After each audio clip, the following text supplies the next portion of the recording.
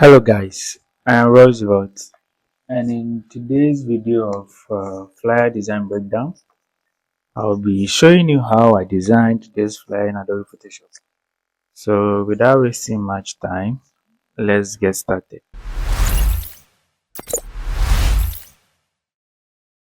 I have my worksheet over here, and then the size of this worksheet is 1080 by 1350 pixels. So the height is the 1350 pixels, and then the length is the 1080 pixels. So what I did was I first added a guide, these two guides over here. So to add guides, just go to view, guides, and then select new guide layout. So over here, I set the left margin to 100 pixels, then I set the right margins to 100 pixels, and then I just click on OK. So that's how come I got these two guides over here. So after adding my guides, I added my solid color. So I added this green solid color over here, and the color code for this green is 265941. After adding my color code, after adding my solid color, I imported my model's image over here. So after importing my model's image, what I did was I made a selection of my model, and then I cut her out of her background. So this is that part. This is the cutout models layer. So let me quickly turn this thing off. This is how I was looking at first. Let me turn off the cutout models image. So after adding this image over here and cutting it out, I duplicated this solid color over here, and then I placed it on top of this particular image.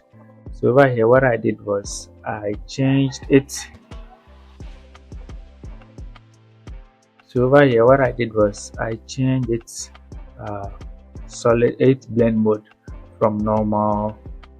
Yeah, so I changed it from normal to color. And then after I was done, I duplicated this same solid color. Then I chose a lighter version of it. Then I changed its blend mode from normal to multiply, and then that gave me this kind of vibe. Once I was done with that, I imported my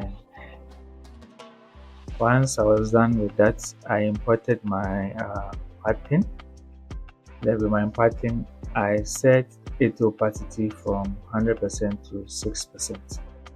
Then I maintain its blend mode at normal. So now I think I can turn on the visibility of my cutout models layer. So I was having something like this, but then I wanted to place my text on at the left side, and I was thinking that this part of the models will be covering this side, so I had to fade this part a little bit. What I did was I added a layer mask. Then with the help of my gradient tool, I was able to fade this part just a little bit, so you can see that the green background it's showing on top of this side of my model's image. So once I was done, I grouped it and named it BG background.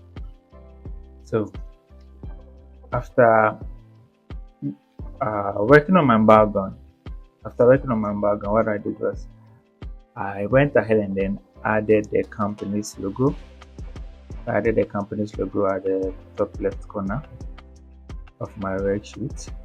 Then I added the main text, which is this text, which is Happy New Month. It was a Happy New Month flyer. So I added this Happy New Month text over here. And then the font that I went with is called Has Got Display. Yeah, so Has Got Display. So I went with the medium, the 65 medium version of this particular font. Then I added a little message, a little Happy New Month message beneath the Happy New Month text. Once I was done with that, I grouped it and then named it Happy New Month, so that I know this group contains my Happy New Month text. Nice. Once I was done with the main text, I went ahead and then added some call to action. So I added this call to action side, which says join the CLOOVE AI waitlist. Once I was done, I also added their website link, and then I added a little arrow pointing at the call to action side, which is join the CLOOVE AI waitlist, so that it will automatically draw people's attention. The reason why that I use this arrow is that I wanted it to draw attention to this call to action at the bottom left corner over here. Once I was done, I grouped this part and then named it join, which is the call to action. That's the join the CLOOVE AI waitlist. So after I was done, I selected the join group, the new month group, and then I grouped everything and named it info, so that I know that this group contains my text information over here. So I was basically done with their website, but I had to add their social media handles. So I added their social media handles at the bottom right corner of the flyer. Then I think, the flyer was looking good, but then I still thought, no, I can spice it up a little bit. So I went online and searched for a light image. So I think this image at first it was set to normal. So let me turn off this screen. So this was how the light was looking at first.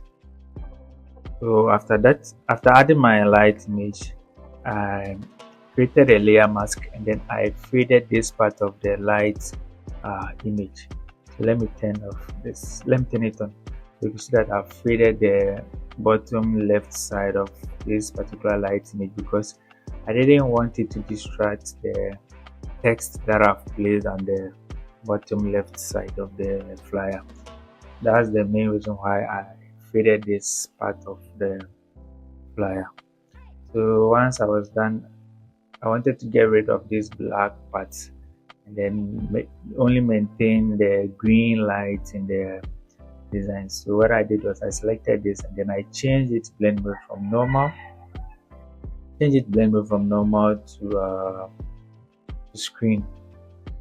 So I got something like this, and then I was pleased with it. But then yes, still the flyer was looking a little bit raw for me. So I went ahead and then I added these Love 3D icons over here, and then I grouped it and named it Love 3D icon. So this is the one on top of the month, and then this one is this, and the last one is for the one over here. So after adding my 3D icons, I went ahead and then I added my effect group over here. So I explained how come I got this effect in the very first episode of this flyer design breakdown, so you can check it out. And then I was basically done with this particular flyer.